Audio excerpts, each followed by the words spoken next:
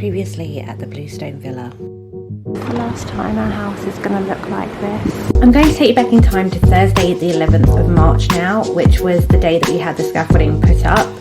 As you'll be able to see, the render out the front here is really catty, and there are also a number of cracks. That means the render has blown from the wall and is allowing rainwater to get underneath the render, hence the work we're undertaking. The job has begun. 140-year-old render is currently coming off of the front of our house.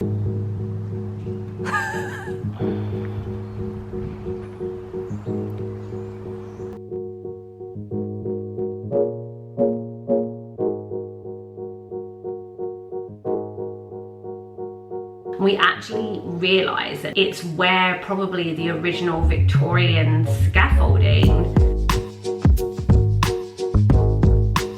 I didn't actually know this about these types of Victorian houses, but I think most, if not all of them, would originally have had this kind of, we called them Victorian pencil lines back in the Victorian times. I think he said they either would have had like some kind of wire or some kind of string, and one person would have stood at one side and one person would have stood at the other side, and they would have just pinged it back into the render. Hi guys, welcome to my humble abode, aka the Bluestone Villa. This is a new room for you, and this is a bit of a weird intro because I am in my pajamas.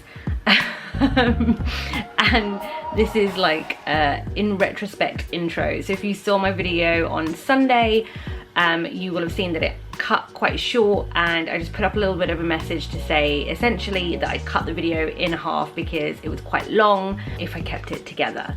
This is part 2 of episode 3 of our external renovation journey, but it will probably say just before this, renovation diary 11.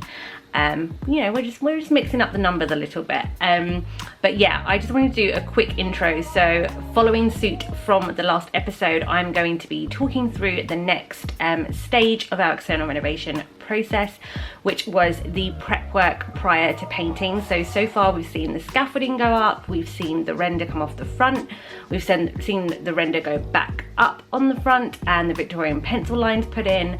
And now we're moving on to our painter, starting Tony, who will be doing the prep work. So this video will cover off that process. We'll intercept it with footage and images, and I'm also going to be sharing for the first time the quotes that we received for this job. So if you are considering doing something similar, or you're just really nosy like me, towards the end of the video I am sharing how much we were quoted for this job, and yeah, it is definitely one of the more expensive jobs we have ever done here. And until we do our big building extension work, hopefully someday, probably the most expensive job we've done here to date. So yeah, you're also getting a sneak peek right now of our top floor bedroom come office, which James started work on before Christmas last year, and I've still not shared with you guys. So room tour coming up on that in the next few months as well. But I hope you enjoy the video. It might seem a little bit odd because it is kind of the second half of the last video. Back to resuming normal kind of renovation diary service soon. I hope you enjoy the video, guys, as much as you can, and as I said, we'll resume normal service in the next video. So the plan that we had with our painter is that he would start towards the end of April, so like a week or so after Nigel finished up, and then he would work on the side and the back of our house because we weren't having those re-rendered. So he would do all the prep work and the paint of the side and the back of the house, which was a real significant, obviously, portion of the whole job. And then he would do the actual painting of the front of the house at the very end of that process, so that would give it enough time for that render to dry enough. And he had quoted that he would probably be here for about 3 weeks or so. But he was actually caught up on another job, not just any other job, another job for James's mother. So he was actually like a month or so late to our job. So I think he started in kind of mid-May, so mid to late May I think he started, and I think he had a bit of a shock, if I'm like fully honest.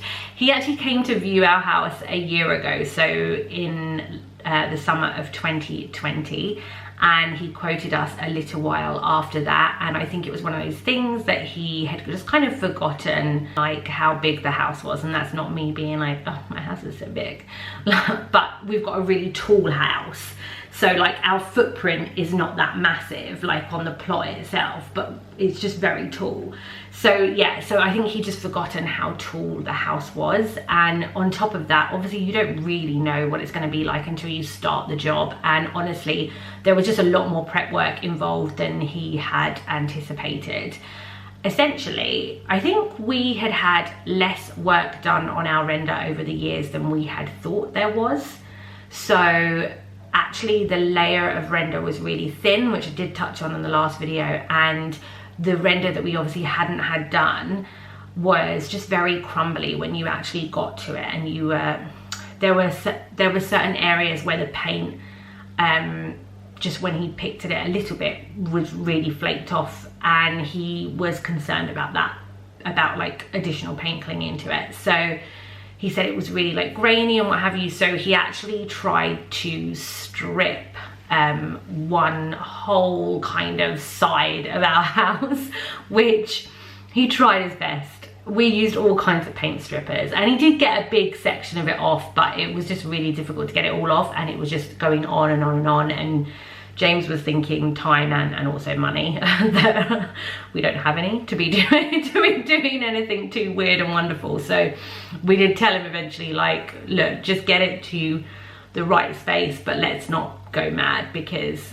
eventually one day we will be hopefully knocking a hole through that house, the side of the house, and having something else built there, so we can do other work to that at that stage. But yeah, so the prep work just took a lot longer.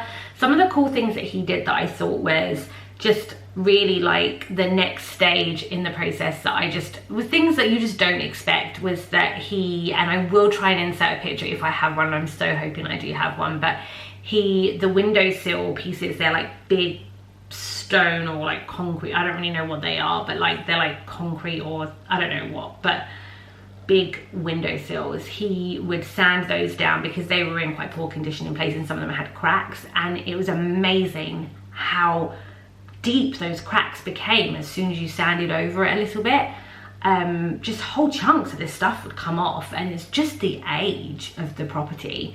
So he had like a lot of filling work to do around that. So prep work went on for ages. I have a feeling he almost spent a whole 2 weeks just doing prep work. So we already knew that that process was going to overrun big time.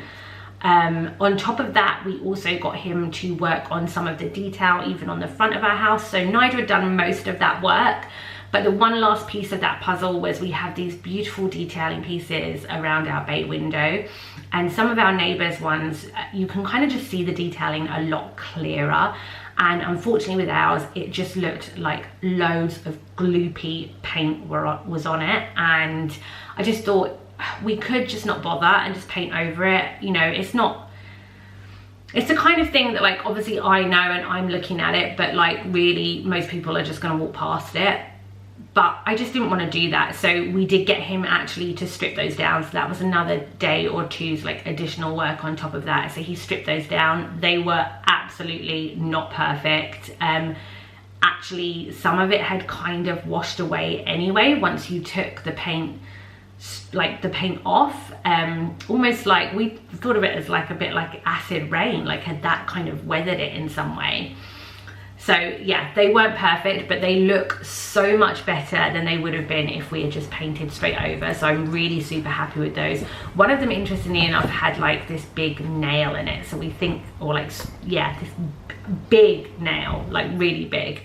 So we think actually maybe it had broken at some point and somebody's just nailed it back in. The mind really boggles when it comes to old houses, guys. Really, really does. But yeah, that prep work, as I said, took about 2 weeks before we moved on to painting. But I'm gonna leave it there. I'm not gonna take us any further because I do touch on painting in the next couple of videos. I do have a couple of videos coming up. In those videos, I've actually got a number of kind of different also like homeware hauls and stuff like that. I had been buying up a storm. Sorry that today's renovation diary is in a bit of a weird format, but I didn't want to miss out this like big chunk that was actually a really important part of that process and journey. But I also wasn't sure how to communicate it without kind of talking through what happened next and what we discovered and all of that jazz. So now I'll move on to just quotes a little bit. So we had been quoted for 8 weeks of our scaffolding because we kind of worked out that that essentially was how long the job should take if everything stuck to really good timelines, which I think we all know with house renovations is never the case. But we were quoted, I think it was around £1,800, and I think that was including VAT. It might have been plus VAT, but it was around £1,800 for the scaffolding for 8 weeks.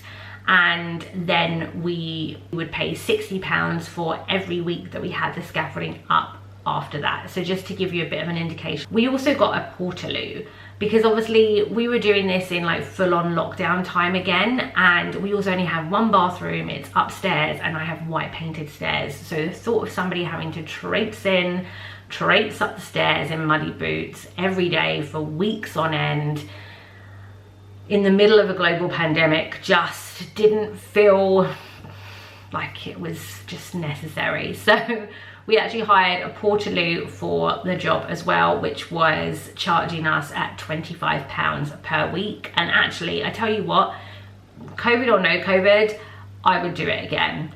You know, if I had a downstairs loo in my hallway, then maybe I would just let them use that. But also then you have to keep on letting people in and out all day, and I just think it was so much easier because you just didn't, I mean obviously we went out and got them teas and coffees and stuff, but you didn't hear a peep from them otherwise. And yeah, I thought it was just a great idea. It's something I wouldn't have actually thought of doing, but it was so worth it because it meant that Tony and Nigel could just go about their day, and it just gave us that bit more of privacy, I guess, because this was a really long job, and as much as I really liked the people that worked for us on this, I was so glad when it was over. Nigel was next up, and his quote obviously was to take the render off of the front of the house and re-render it and put that block work back in that I talked about today. And I think his quote was around the £4,000 mark, which like on one hand sounds like a lot of money, but I think also when you think about the work involved and the meticulousness of that, and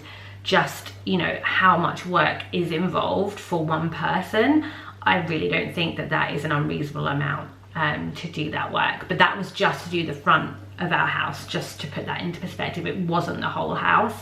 And then Tony, who was our painter, he quoted us about £3,500 for the prep work and painting of the front, sides and back. That included materials as well, but there's more on that as this story unfolds. But just to give you a bit of an idea, so essentially, yes, it is a £10,000 job that we've done here. So you can see why I didn't want any added extra costs of like crazy discoveries underneath our render, especially when I had no job at the beginning of this process. So yeah, definitely an expensive one, but oh my god guys, if you want a spoiler, go to my Instagram because you can see some sneak peeks of what it looks like. But it is just so good. We are so happy with the finished product that I would spend that money over and over again. And when it comes down to it, we're investing in our home, we're investing in it for resale, and not that we are planning to sell anytime soon, perhaps ever. But nonetheless, we are investing in keeping our home nice and in good condition. And yeah, it was well worth the money. And it's not something that we're gonna have to really do again. It's not something that we are going to regret doing. And it's not something that, like, the whole cost and the time and the effort and the work around it is not something that is going to be replicated in every job we do here. So, you know, there are some quick wins that we can make here, some cheaper, you know, decisions that we can make here, and there are some things that just need to be done properly and at a greater expense, and this is definitely one of them. I hope you enjoyed today's video. I'm sorry it wasn't in like a normal renovation diary format, and I'm sure that might have been maybe a little bit more interesting, maybe, I don't know, but I just didn't have the footage, and I just didn't want to miss out this big chunk of, and a very important chunk of this process, and I just wanted to be honest about that. It would have felt really weird to have not touched on this, because it was one of the more defining moments of this whole exterior journey and process. But yeah, I have more videos to come. I've actually got some really lovely videos coming up where you'll see more of this process involved, but also we're spending more time in the garden and doing bits and pieces out there. And I've actually done a number of like really big like homeware shops that I'm sharing in some of these as well. You can tell I've got a job again. So yeah, I am sorry I've been a bit kind of like off the radar a little bit. This has been a bit sporadic, this journey, but this is episode 3 and episode 4 will be coming up soon. And yeah, thank you for stopping by and sticking around. And yeah, I hope to see you guys more often. Bye.